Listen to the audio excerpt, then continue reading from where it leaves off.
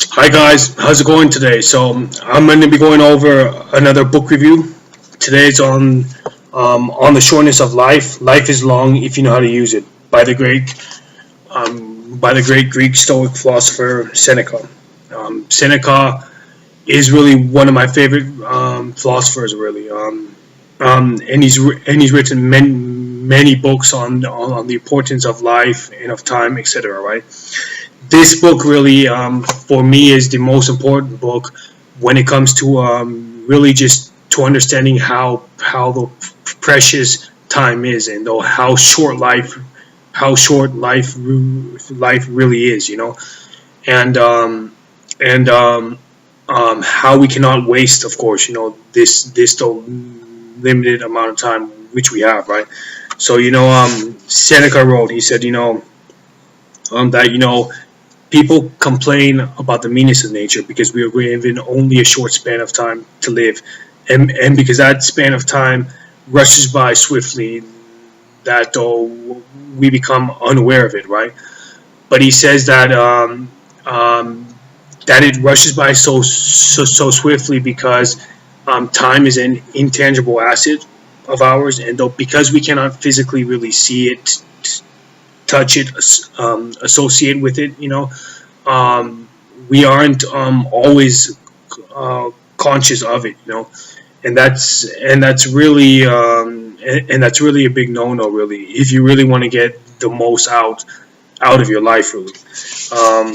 Now, Seneca then says, he says, he says, we are not given a short life, but we make it short, and we are not ill supplied, but wasteful of it. Just as when ample and princely wealth falls to a bad owner, it is squandered in a moment, but wealth, however modest, if entrusted to a good custodian, increases with use. So our lifetime extends amply if you manage it properly. So, um, Seneca gives the analogy basically of leaving money to someone who knows how to use it, right? And of course, if someone knows how to use money properly, invest it, spend it in the smartest way, that money increases over time, right? And he says, our life is the same, right? If we're able to understand our life and what are our main priorities, and what are our visions and what are our dreams, but how we can work our way towards that, though, like vision and dreams in the present moment, then of course, time expands, time expands mentally. I mean, in the sense that we don't like to feel we don't feel that we've lived a like satisfying life. That's what he means, basically. Um, Now, Seneca gives 8 or 9 reasons why we seem to waste time. You guys can actually read the book to actually understand that, But I think the most important one, which I've highlighted around 20 times, literally, people, is this, when he says, many pursue no fixed goals, but are tossed about in ever-changing designs by a fickleness which is shifting, inconstant and never satisfied with itself. Some have no aims at all for their life's course, but death takes them unawares as they yawn languidly. So much so that I cannot doubt the truth of that oracular remark of the greatest of poets. It is a small part of life we really live. Indeed, all the rest is not life, but merely time. So, what he's saying there is that most people have no um, um, compelling goals, really. We all have goals. Anthony Robbins talks about. We all have goals, right? But is that though most people's goals are though caught up in the trap of making a living rather than designing a life, right? And so what Seneca says is that you want to design your life, basically, where you are working towards your the dreams, aspirations, goals, etc. Right? Most people goals are lousy goals, small goals, small goals, limited goals, and so because they have limited goals, they also have limited lives, and that's really sad. But that's how life is, I guess. most people are like that. So if you look at if you guys just like read a lot about it, he goes more into like why we waste our time, but he says this one really salient statement: you act like mortal in all that you fear, and like immortal in all that you desire. So like what Seneca was like meaning there is that all of our fears, people seem to always conquer their fears, and you always hear this. We seem to be good in conquering our fears, but then once it comes to our true desires, to those things which do really matter in our life, we seem to just waste it, and we seem to like leave it in fortune's control, and abandoning it in our control, right? And that's a big no-no, really, if you really want to achieve a lot of stuff in life, right?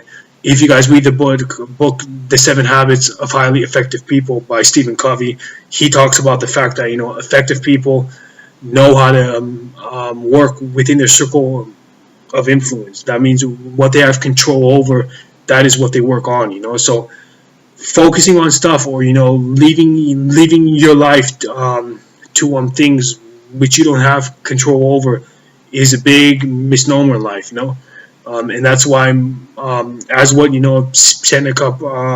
Seneca brings in this book, most people are like preoccupied either by the past, or dreaming too much about the future, and then of course they'll reach 60 years of age, 70 years of age, and then they look back in retrospect of the past, and they say, what have I done throughout my whole life, I'm not saying everyone is like that, but a lot of people are like that, and it's really sad, So like Seneca says that you should hold an audit of your life, basically, and reckon how much of your life has been wasted, or like how much of your time has been wasted, right?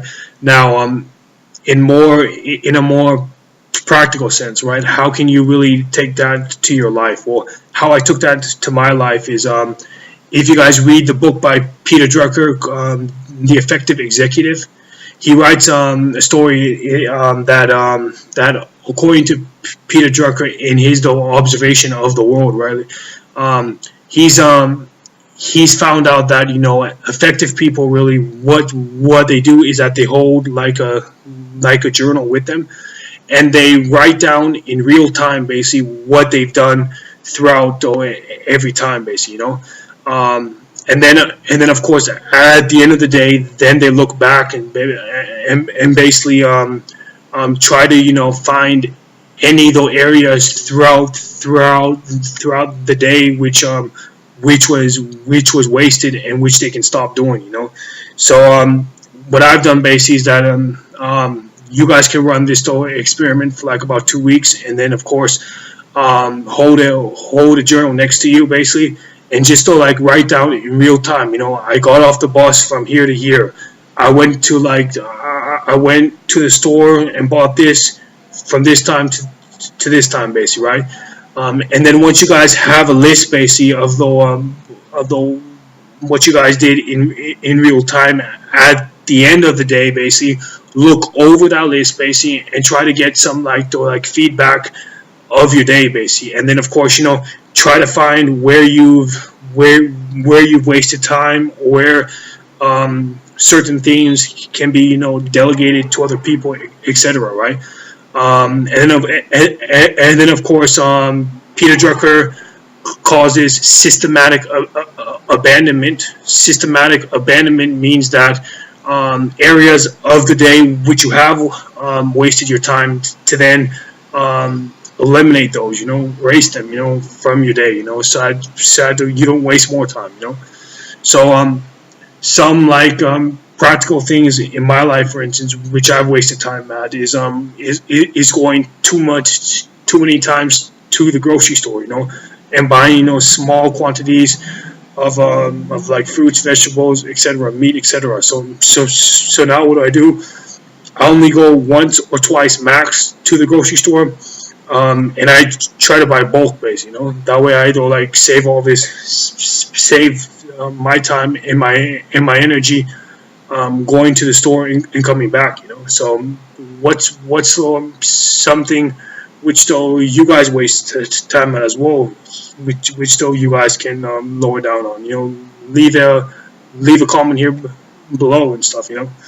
Um, and and then of course Seneca also presents his antithesis to not to wasting time, right? So if you don't want to waste time, right, what do, right?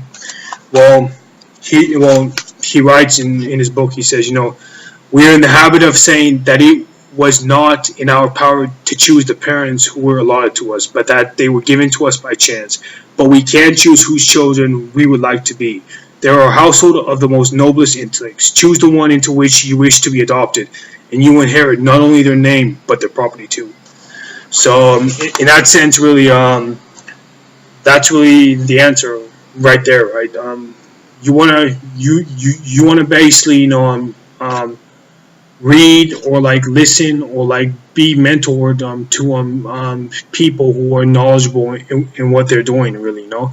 Um, Reading about mortals is what Charlie Munger calls, making friends with the imminent dead. That's another good way of actually putting it, basically, right? Not because they are infallible beings, right? But simply because it is a better probability of your life, really. And like for me, it's always worked if I've always focused on extrapolating knowledge from the greatest, basically, from the people at the top, basically. And I think that's a really important thing. So the single most important lesson I got from this book was simply that to I think it would be to remember that statement which I said, you act like mortals in all that you fear, and like immortal in all that you desire. And I think that if we just were more conscious of our life, basically, and design our life in a way which would be more accurate and more effective to ourselves and stuff, we would all live a more satisfying and a more fulfilled life, basically. So please, leave a comment here if you guys have any questions at all, or if you guys want to write anything, and I'll be happy to ask, and I'll be happy to answer any questions which you guys leave. Thanks.